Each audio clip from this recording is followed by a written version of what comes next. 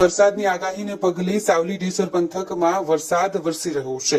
ગાજવીજ વીજળીના કડાકા ફડાકા સાથે વરસાદ વરસવાની શરૂઆત થઈ। સાવલીના કેજે કેમ્પસના વાર્ષિકોત્સવમાં પણ વરસાદ વિલન બન્યો।